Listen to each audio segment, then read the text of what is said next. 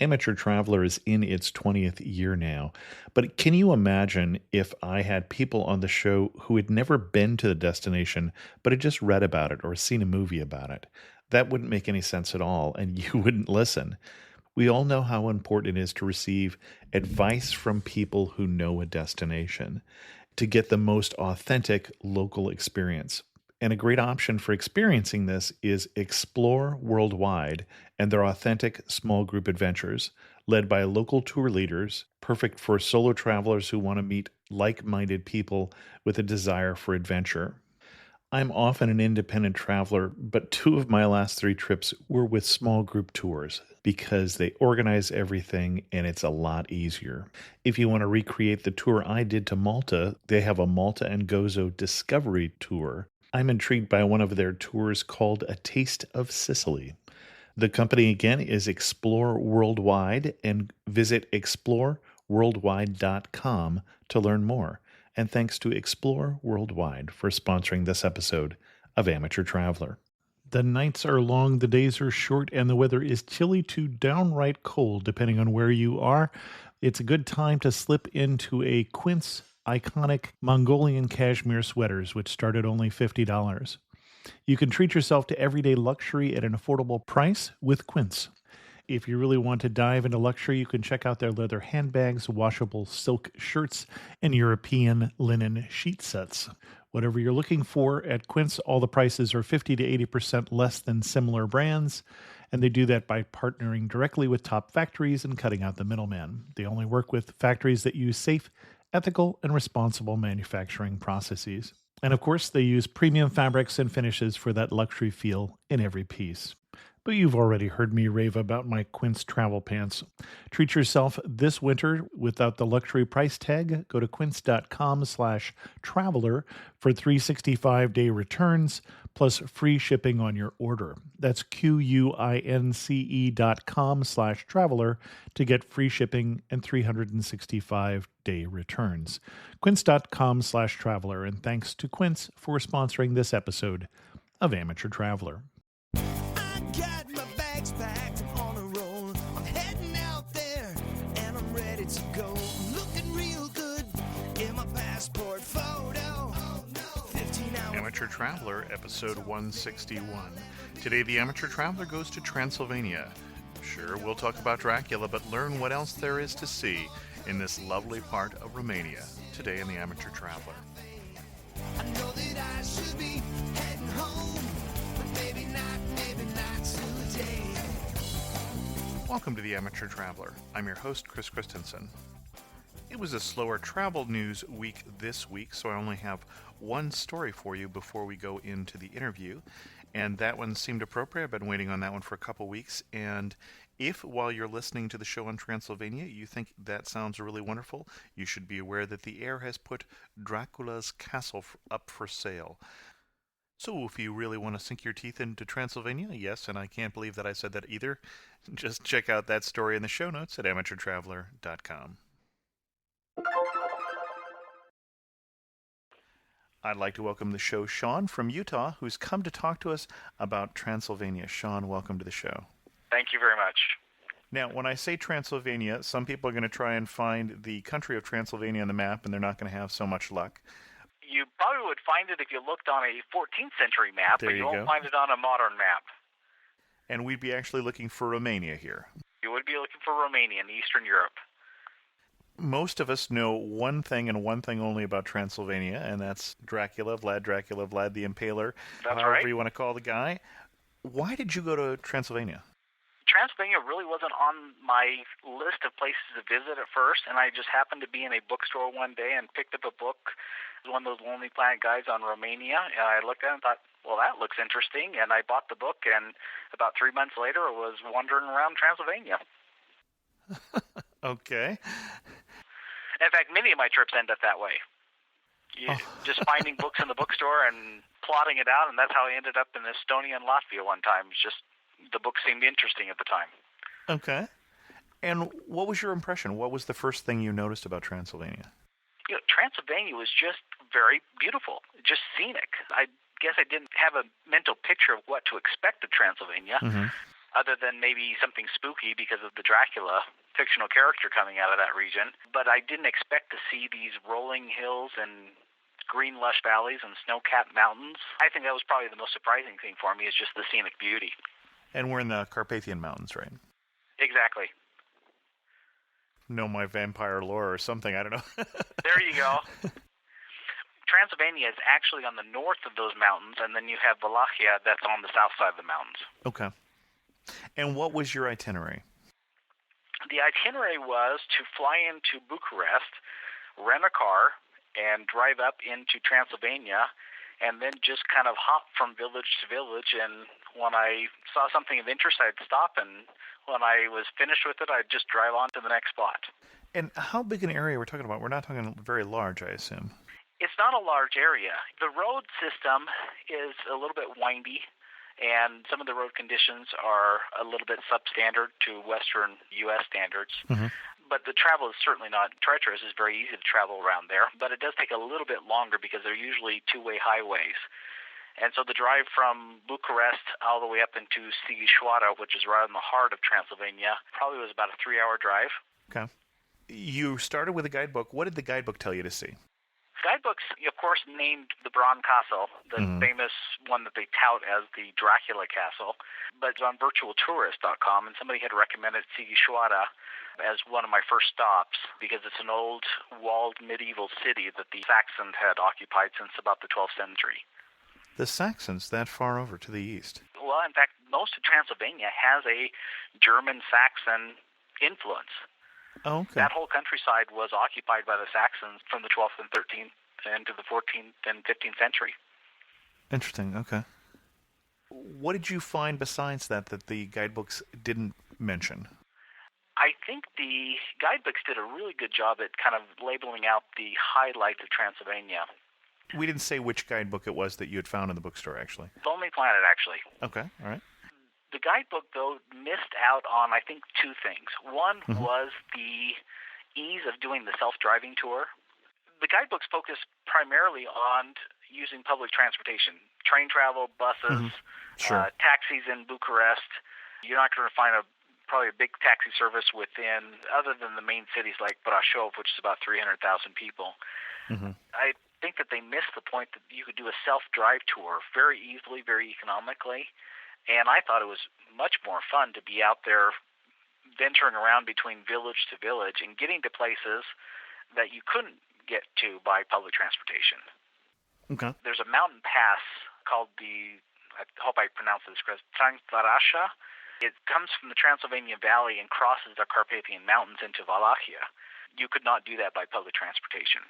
You'd have to rent a car and do it. And so actually, one thing I was glad that I picked up on some other recommendations from fellow travelers online and rented a car instead of taking public transportation. The second thing I think the guidebooks missed out on is the low-cost air carriers coming into Romania, especially into Transylvania. There's some flights now with Ryanair who are having regular flights right into the heart of Transylvania. I think the last time I looked it up, between Paris and the heart of Transylvania in the town called Cluj, the flight was $30 round trip. Very economical to get it inside Transylvania. In fact, I'd actually recommend that unless you really want to see Bucharest, I'd fly directly into Transylvania and start your journey there. And what would you recommend that people see? Go to Transylvania. You mentioned the castle and the walled city. Sighișoara is definitely on the map. Need to go see that. They still have the birth home of Vlad the Impaler, Vlad Tepes, as they say, in Sighișoara, but it's the old Saxon town, and it's all walled in. In fact, the majority of the walls and the bastions are still standing, and it's a very well-preserved medieval city. They have a little market in the marketplace there where vendors come in, a lot of Hungarian influence in the vendors that are selling in the little medieval market. I found it to be extremely safe, very easy to get around, great little cafes to hang out. That's definitely on the map. Another city would be Brașov, which is in eastern Transylvania, not very far from the Bronze Castle. Fascinating place with the old city walls, and it really is a fun place to wander around and to visit. I think those are probably two of the top little towns that I would visit. Okay. And we've actually made a couple different references to Vlad the Impaler, and we haven't really said who he is. I suspect there's probably somebody listening who hasn't heard this story already. You want to tell us a little bit about who we're talking about? Sure. His actual name was Vlad III. His dad was Vlad II, and Vlad was a Wallachian prince, and his father was inducted into the Order of the Dragon, and in Romanian, dragon is Drac, and Ul, U-L, it means the, and so Dracul is the dragon. And so his father was known as Vlad Dracul, and Vlad III was apparently very proud of this fact that his father was part of this Christian order, and the order was set up to defend Christianity and to defend off the Ottoman Turks from invading the country and establishing Islam. And so he took upon himself the name Vlad Dracula, being literally the son of the dragon. And that's how you come up with the word Dracula. Tepish, he's also known by. Tepish actually means the impaler. And so he was named by his preferred method of executing his enemies, which was by impalement. And he is noted to do, I think the numbers are around between 50 and 100,000 people that he may have killed that way. Okay. So he ruled definitely with an iron hand. Right. It's interesting because they commercialized the whole Dracula thing. And this was one of the other things that was surprising about Romania, is they commercialized this. They have his face on plates, on posters, on postcards. There's a little cafe restaurant, which is actually pretty good food, named Casa Dracula, right there in the heart of Sighișoara, that plays off his notoriety as the basis for Bram Stoker's character, Count Dracula. So there's a lot of commercialization of the Dracula thing. But if you talk to the native Romanians, they really revere him more as a national hero, a national historical figure, who was the defender of Christianity, somebody who was not to be dealt with. You definitely lived by his rules, otherwise you suffered severe consequences. But he was looked upon as somebody who did a very good job at defending Transylvania and Wallachia. Other things we should see while we're in Transylvania. Part of just driving around Transylvania and just seeing the little marketplaces, this is like old Eastern Europe probably was 20, 30, 40 years ago. You can be driving down the street and be passed by a large Mercedes sedan, and at the same time up ahead the road is this horse-drawn carriage or cart, farmer's cart, that's dealing with it. Sure. And so you have this real fun mix of old European ways and the new Europe really hasn't. I don't mean to imply that they're backward or out of date, but they've held true to their traditions, which is really a fun thing. What's nice about Romania right now is the inexpensive travel. You can eat for very little money, very good food, very hearty food, for a fraction of what you could here in the States or in Europe. And give us an example. What would you eat and how much would it cost? You'll get a fairly full meal, like a schnitzel or some sort of beef dish with vegetables and dessert and a drink, and the bill might come to $5.50 or $6. Okay, so it sounds similar to German food, but cheaper. Yeah, exactly. A lot cheaper, especially with the dollar the way it is right now. Sure. What was interesting was when I was there, that was just before they did the revamping of the currency. And there were some fairly large inflationary rates that were going on. In fact, when you filled up with the gas tank for the rental car, they had actually taped extra zeros onto the gas pump to accommodate for this inflation that had gone wild on them. And so I'd filled up the tank, and it probably was about two-thirds full, and it was 1.2 million of the then Romanian lei. And then you go in, and it's a very cash society, which you ought to realize, too, if you're traveling in Transylvania. You need to withdraw the money and use the cash because you'll find that a lot of places don't accept, except the major hotels or more of the tourist-oriented restaurants. Everything else is cash basis. So you didn't have trouble using your ATM, it's just you had to carry cash around. Oh, not at all. Not at all. In fact, there's a fun ATM story. Oh, that's right. I had flown into Bucharest, and I had arrived fairly late in the afternoon. You can't really get Romanian currency outside of Romania, and there was a fairly long line for the currency exchange. And so I thought, well, I'd get a rental car first, and then I'll go back and exchange my money. So I negotiated a deal, paid in U.S. dollars, got a little bit of discount for doing that. Guy pulls around the rental car, I jumped in, took off, and I was driving up into Transylvania, about a 3-hour drive ahead of me. About an hour and a half into the drive, I realized I was hungry and needed to stop for food. but I had just come from Bulgaria, so I had Bulgarian money with me. I had euros and I had dollars, but I didn't have any Romanian currency. All the banks would have been closed. I looked at the map. The next big town was Brașov, and it's a fairly substantial town, so I thought I'll for sure find an ATM there. As I drove into town, I kept looking for a sign that says center or centrum or something that designated that way there could have been some banks. Mm-hmm. And the next sign I realized is that international sign that says, now you're leaving the city limits. And I thought, I must have missed the sign. So, and that's another thing about Romania is signage sometimes is lacking for road signage, directional signs. So I flipped a U-turn, came back in, and I see these police officers. They were clocking people on radar on this main highway there. So I pulled off the side, and my broken Romanian asked where the bank was located. And they told me in Romania that the bank's closed. And I said, no, I need the machine for the bank.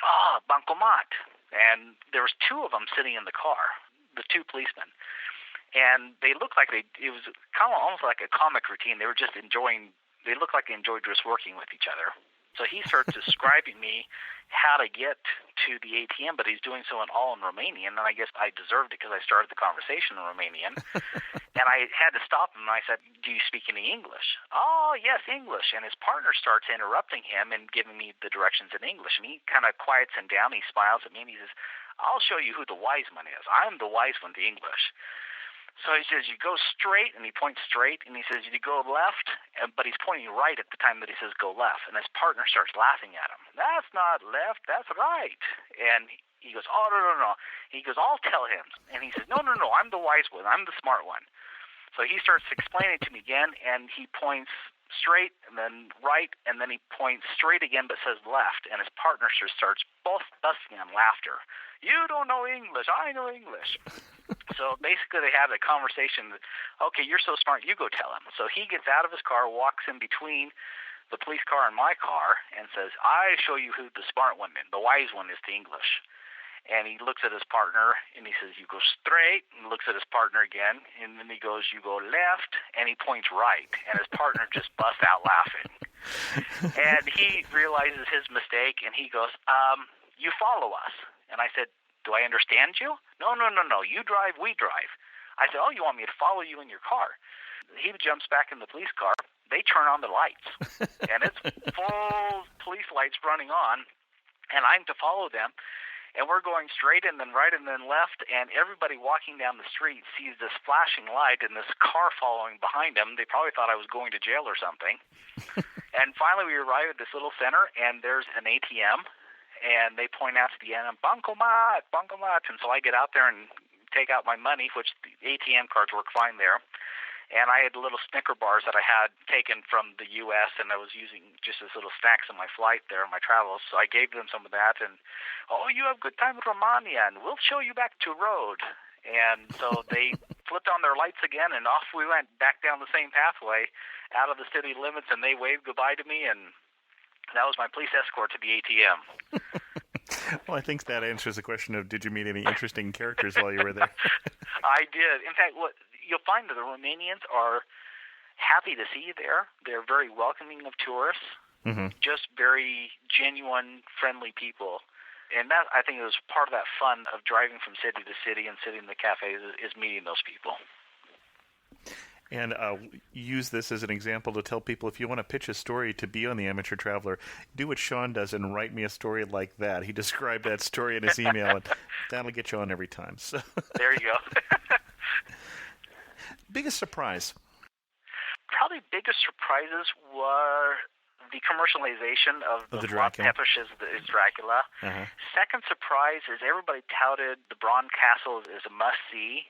If you have time, it's close to Brașov. It's right in central Transylvania. You ought to go see it. But realize that, number one, there's some dispute whether or not Dracula actually even resided there. And if he did, was he a prisoner or was he a resident, and not for very long. And then Queen Anne of Romania had gone in and redone all of the rooms to make them more livable. And so when you take this tour, you're seeing more of the interior that was designed by Queen Anne instead of something that's more medieval and tied to the 1400s. So it sounds like you'd recommend if you were limited for time, go see the villages and skip the castle, maybe. Exactly. Okay. And there's other castles, too. There's castles all around. In fact, there's castles that Vlad III did build and did reside in them. And they're just as fun to view. Okay. You can see Bran Castle because that's kind of a must-see, but don't plan on spending a whole lot of time there because it is more of a tourist attraction and probably not very historically based. And language, it sounds like you picked up a little Romanian, but mostly got by in English?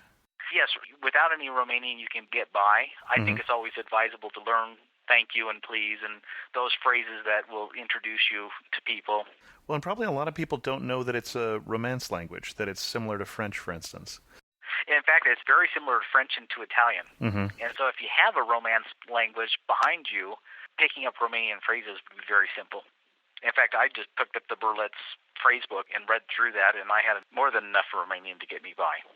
Yeah, when I meet somebody from Romania, it always sounds a bit like when they're speaking Romanian, it almost sounds like French with a Slavic accent is the closest I can describe it. I kind of analogize it. It's more like there was a train wreck between the French train and the Italian train, and those who survived the accident came out speaking Romanian. All right. One warning you would give. I think if you venture off into Bucharest, the major city, and so I think there's just that extra caution that goes with the major city. Sure.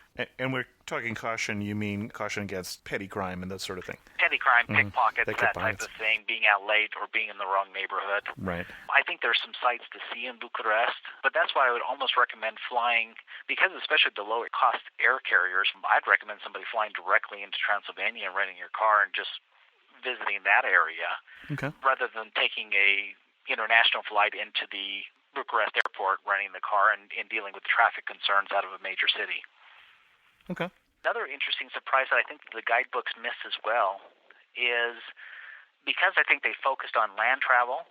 I had heard on Virtual Tourist and in TripAdvisor and other sites that the border crossings were fairly laborious and took a lot of time, expecting an hour and a half delay at all the crossings from, like, Bulgaria, for example, into Romania. Somebody had suggested in one of the online posts that flying in, it was much easier to go through customs and clear immigration. And it was just absolutely simple. I flew into the Bucharest airport, basically showed them my passport. They said, "Welcome to Romania," and I walked through. It was a 5-minute ordeal to walk through customs and immigration. So flying in, I think you're going to save some time and some effort than doing the land crossings. I don't know if we can call it 5 minutes and an ordeal at the same time for those of us who've flown into Heathrow on a 747, but... In fact, it's taken me more time to clear customs in, for example, London or Shannon, Ireland, than it has in Romania. Okay. And resources to plan the trip, you mentioned Virtual Tourist and the Lonely Planet Guidebook. Any other resources you used? There's more and more websites popping up that are dealing with tourism in Romania. I also like to go find those sites that deal with more of the local news, like the local newspapers.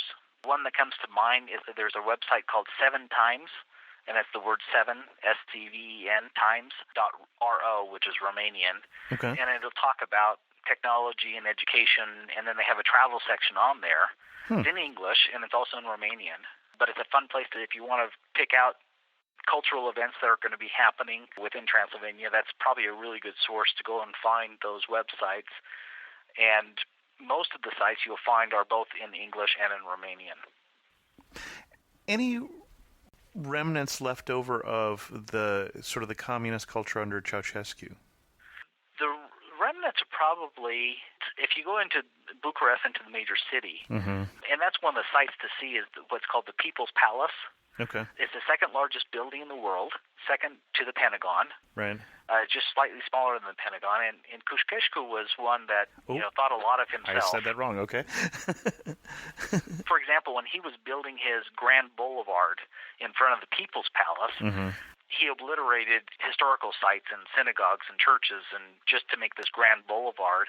And then he had, purportedly in one of the articles that I read, that he wanted his boulevard to be longer than the Champs-Élysées of Paris. And so he specifically made it, I think, 2 or 3 meters longer so that he would have the longest boulevard in Romania or in Europe. And this place is absolutely huge. I mean, I walked to it. It didn't look that far on the map, and this building looked huge from a distance, and I kept walking, and it just kept getting bigger and bigger, and it's quite the building to see.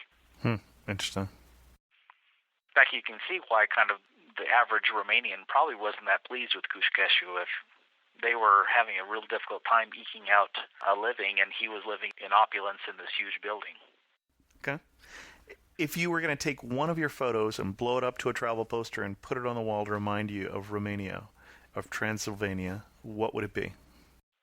It probably was a picture that I took. It's the rolling hills of Transylvania. I had left Sibiu, it's a little Transylvania town or city, and had driven back towards Bran Castle. And you pass by these rolling green hills with these little towns nestled in these valleys, and then in the background you see these snow-capped mountains. That for me is Transylvania, that scenic beauty that I did not expect to see. And if you had to summarize Transylvania in 3 words, which of course you do, what 3 words would you use? I would use beautiful. Okay. I would use inexpensive and hospitable, because I just thoroughly enjoyed limited interaction I did have with Romanian people. They just found them to be very genuine people. Okay. Well, Shawn, thanks so much for coming on the show and telling us a little bit about Transylvania and your experiences there. Glad to help. I have one internet resource to recommend for you today, and that is aboutairportparking.com, which, strangely enough, is about airport parking. And that's a website you can go to find out not just the details of the official airport parking, but also any nearby airport parking that might be less expensive, for instance. So check that out, aboutairportparking.com. I did get an email last week from, I'm going to say Shimon, S-H-I-M-O-N, who says, I'm a longtime listener and I finally have a chance to catch up on episodes. I've listened to about 10 episodes in the last 24 hours. That's impressive. I'm an Aussie and have yet to visit many of the destinations you podcast about, but there are a couple of recent, for me, podcasts that I really enjoy way more than I expected to. Elizabeth in Walt Disney World was great, and Amanda Castleman on Croatia.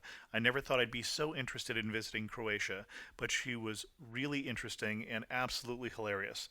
I hope you have her on more often to talk about other destinations. Thank you, Shimon.